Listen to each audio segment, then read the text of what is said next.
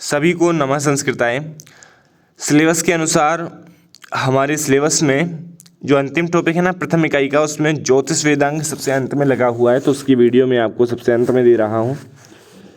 अब इसका सामान्य अध्ययन हम करेंगे। देखिए, आचार्य पाणिनि ने ज्योतिष को वेद पुरुष का नेत्र कहा है। पाणिनि शिक्षा में कहा गया है ज्योतिषाम एनम चक्षु। क्या है वह पूरा श्लोक? छंदः पादौ तु वेदस्य हस्तो कल्पो अथ पठ्यते ज्योतिषामैनं चक्षु निरुक्तं श्रोत्रमुच्यते। ज्योतिषामैनं चक्षु निरुक्तं श्रोत्रमुच्यते। और आगे की लाइन क्या है? शिक्षा घ्राणं तु वेदस्य मुखं व्याकरणं विस्मृतं तस्मात् सांगम् अधीत्येव ब्रह्मलोके महीयते। तो ज्योतिष का अर्थ होता है ज्योतिर्विज्ञान, यानी कि ज्योति का विज्ञान। ज्योति क्या है? सूर्य, चंद्र, ग्रह, नक्षत्र आदि आकाशीय पिंड पदार्थों की गणना ज्योतिर्मय पदार्थों के अंतर्गत होती है। ज्योतिर्मय मतलब जो प्रकाशमान हो, जो स्वः प्रकाशित हो, या फिर जो किसी दूसरे के प्रकाश से प्रकाशित हो, वही तो ज्योति है। जिससे प्रकाश ना आए वह कैसी ज्योति? तो प्रकाशमान ग्रहों नक्षत्रों का गणना करना ज्योतिर्मय पदार्थों के अंतर्गत आता है, और इसी को हम ज्योतिष कहते हैं, ज्योतिर्विज्ञान कहते हैं। वेदांग ज्योतिष भारतीय ज्योतिष शास्त्र का प्राचीनतम ग्रंथ है, जिसके रचयिता लगध नामक ऋषि हैं। इन्हें ध्यान रखिएगा, सभी जो वेदांग हैं उनमें रचयिता कौन है? जैसे ज्योतिष के लगध हैं, कल्प के तो भाई विभिन्न जो वेद के आचार्य ऋषि हैं इत्यादि वही होंगे, जैसे कि कल्प सूत्र, स्रोत्र सूत्र इत्यादि। जैसे कात्यायन स्रोत्र सूत्र के कात्यायन हो गए, ये अलग अलग हैं, लेकिन जो एक नाम विशिष्ट है उसको ध्यान रखिएगा। जैसे कि छंद के पिंगल हैं, व्याकरण में आप पाणिनि का नाम ले सकते हैं, उससे पहले भी हुए लेकिन व्याकरण में मुख्यतः पाणिनि। अब शिक्षा में आप विभिन्न शिक्षाकार हुए हैं, जैसे कि गौतमी शिक्षा के गौतम, याज्ञवल्क्य की शिक्षा, वासिष्ठ शिक्षा के वशिष्ठ। निरुक्त में आप यास्क जी का यह नाम याद रखिए। ज्योतिष में लगध का, ये 3-4 तो याद रखनी। छंद के पिंगल, व्याकरण के पतंजलि, और भी हैं लेकिन विशेष तौर पर पतंजलि। निरुक्त के यास्क और ज्योतिष के लगध। कल्प और शिक्षा के विभिन्न बहुत सारे हैं, उन्हें छोड़िए। अब देखिए, वेदांग ज्योतिष के 2 पाठ प्राप्त होते हैं। एक का नाम आर्च ज्योतिष और अर्थात ऋग्वेद संबंधी ज्योतिष, और दूसरे का नाम याजुष ज्योतिष अर्थात यजुर्वेद संबंधी ज्योतिष। आर्च ज्योतिष जो है यह ऋग्वेद से संबंधित है, और इसमें आपको आसानी से आप रिलेट कर पा रहे होंगे कि ऋग में भी रा का साउंड है और आर्च में भी रा का साउंड है। उस प्रकार याजुष को तो आप निश्चित तौर पर कर ही लेंगे। तो ऋग्वेद ज्योतिष जो है इसमें 36 श्लोक हैं, लेकिन यजुर्वेद जो ज्योतिष है उसमें 44 श्लोक हैं, और यदि कुल मिला लें इन दोनों पाठों को तो कुल 80 श्लोक हो जाएंगे। 36 श्लोक हैं ऋग्वेद ज्योतिष यानी कि आर्च ज्योतिष में, और यजुर्वेद ज्योतिष में, याजुष ज्योतिष में 44 श्लोक हैं। अब विभिन्न विद्वान हुए हैं, उनके द्वारा ज्योतिष वेदांग जो है उसमें कुछ समय है, उन्होंने समय कुछ बताया है कि ज्योतिष वेदांग का समय क्या मानना चाहिए। तो शंकर बालकृष्ण दीक्षित हैं 1400 ईस्वी पूर्व समय मानते हैं। हीटनी जो हैं ये 1338 ईस्वी पूर्व का समय मानते हैं। बेवर वहीं पर 500 ईस्वी पूर्व, और कालब्रुक 1410 ईस्वी पूर्व, और मैक्समूलर 300 ईस्वी पूर्व इनका समय मानते हैं।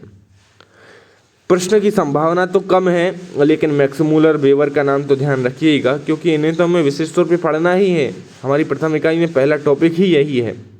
इसके ऊपर विशेष जानकारी यदि आप और अधिक चाहते हो तो ये प्रथम इकाई की जो यूनिट प्रथम इकाई जो है ना, इसका प्लेलिस्ट है, उसकी पहली वीडियो में इस पर विशेष चर्चा है। सिलेबस के अनुसार ही हम आगे बढ़ रहे हैं, कोई अन्य चर्चा नहीं है, केवल सिलेबस के अनुसार। तो इनको ध्यान रख लीजिएगा। शोभाकार द्वारा ज्योतिष वेदांग पर एक भाष्य प्रकाशित है। सुधाकर द्विवेदी ने भी ज्योतिष वेदांग पर भाष्य किया है। तो ये भाष्य संबंधी कुछ जानकारी हो गई। में ज्योतिष वेदांग महत्वपूर्ण ज़्यादा है नहीं 25 कोड वालों के लिए, 73 वालों के लिए अति महत्वपूर्ण है, लेकिन यहाँ से उन्हें कुछ जानकारी तो मिल ही जाएगी। तो वेदांग ज्योतिष के प्रथम आचार्य जो हैं वो ब्रह्मा माने जाते हैं। ब्रह्मा ने अपने पुत्र वशिष्ठ को ज्योतिष विद्या सिखाई। विष्णु ने उस ज्ञान को सूर्य को सिखाया जो सूर्य सिद्धांत कहा जाता है, और सूर्य ने उस सिद्धांत को मय को पढ़ाया जो वासिष्ठ सिद्धांत नाम से प्रसिद्ध हुआ। और ज्योतिष शास्त्र का प्राचीन रूप वैदिक संहिताओं में आपको देखने को मिलता है। वेदांग ज्योतिष में प्रतिपादित कुछ विषय आपके समक्ष रख रहा हूँ। काल का विभाजन, नक्षत्र और नक्षत्र देवता, युग के वर्ष, काल तथा तिथि का निर्णय, अयन, पर्व निर्धारण, नक्षत्रों का काल विभाजन, तिथि नक्षत्र, नक्षत्रों और पर्व का काल निर्धारण, अधिक मास, अधिमास जिसे हम कहते हैं।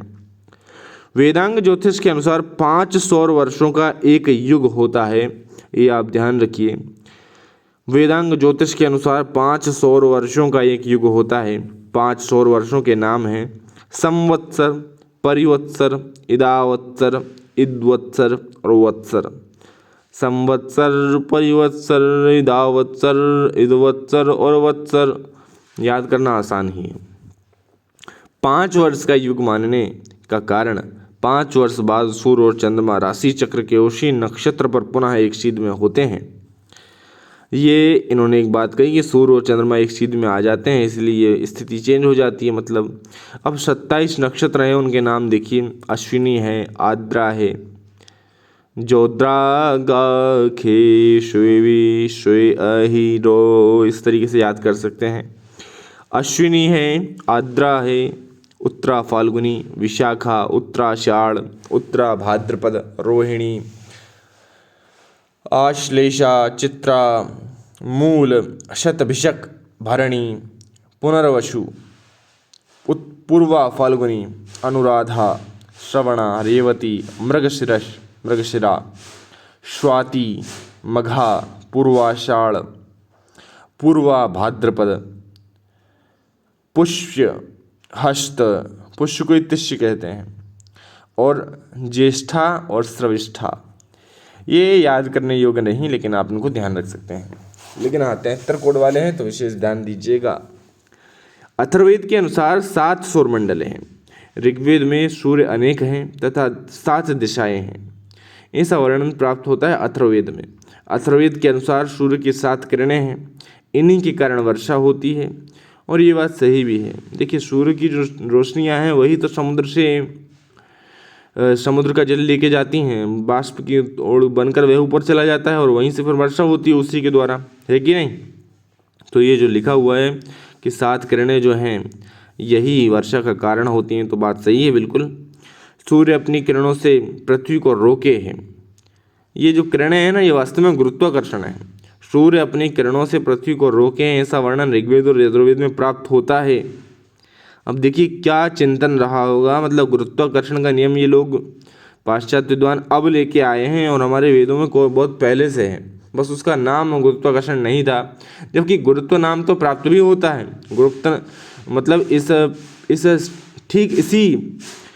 इस ही नाम को गुरुत्व के नाम से भी जाना गया है, मतलब गुरुत्व भी कहा गया है, गुरुत्वाकर्षण भी कहा गया है। हमारे वेदों में प्राप्त होता है ये नाम, और उसका भाव भी वही है जो आज लगाया जाता है। तो सूर्य जो है वो अपनी किरणों से यानी गुरुत्वाकर्षण से पृथ्वी को रोके हुए है, बात सही है। ऐत्रेय ब्राह्मण और गोपद ब्राह्मण के अनुसार न कभी सूर्य का उदय हुआ है और न कभी अस्त होता है, बात एकदम सही है। वो तो पृथ्वी घूमती है, घूर्णन करती है अपने अक्ष पर, इस कारण से यह सूर्योदय और अस्त होता है। ये सारी बातें देखिए, मतलब कितनी सटीक तरीके से कहती गई हैं, और आज लोग ये इन्हीं बातों का रिसर्च करके नई नई खोज कर रहे हैं और वो अपना अपना नाम बना रहे हैं। एक अहोरात्र में 30 मुहूर्त होते हैं, और मंत्र में मुहूर्त के लिए धाम शब्द का प्रयोग किया गया है। विषुवत रेखा का उल्लेख ऋग्वेद और अथर्ववेद में प्राप्त होता है। वेदांग ज्योतिष के अनुसार सूर्य और चंद्रमा दोनों श्रविष्ठा नक्षत्र के आदि में उत्तर की ओर गति करते हैं, और सूर्योदय में से लेकर अगले दिन सूर्योदय तक 24 घंटे के समय को श्रावण दिन कहते हैं। और श्रावण शब्द श्रवण यानी यज्ञ से बना हुआ है। श्रावण वर्ष में 360 दिन होते हैं और सूर्य और चंद्र की युति को अमावस्या कहते हैं। ये कोई सामान्य सी चर्चा इन वेदांगों की आपके समक्ष रखी मैंने इन 6 वीडियो के माध्यम से। ये ज्योतिष वेदांग अत्यधिक महत्वपूर्ण 25 कोड के लिए नहीं था, इसीलिए इतनी कम जानकारी ही आप सभी को उपलब्ध करवाई, लेकिन सामान्य दृष्टिकोण से ये पर्याप्त है। आप इसी का रिवीजन कर इसके बोझ से निर्बोझ हो सकते हैं। और एक अंतिम वीडियो और इस पहली इकाई के लिए मैं लेके आऊँगा, वह रहेगी पाश्चात्य अनुवादक, संपादक और जो भी लेखक रहे उनकी। तो वो मैं टॉपिक आपको बता दूं कि क्या टॉपिक रहेगा, ताकि आपको ये पता लग जाए। तो हम जब चर्चा करेंगे तो वेदों के भाष्य एवं भाष्यकार की चर्चा करेंगे कि कौनों ने भाष्य, कितने भाष्य हैं, क्या भाष्यकार हुए, क्योंकि ये महत्वपूर्ण विषय हो जाएगा। तो बहुत बहुत धन्यवाद। अंतिम वीडियो और दूंगा आपको और उसके बाद प्रथम इकाई पूर्णतः समाप्त हो जाएगी और आप इसको देखकर अपनी प्रथम इकाई की चिंता को लेकर निश्चिंत हो सकते हैं। धन्यवाद।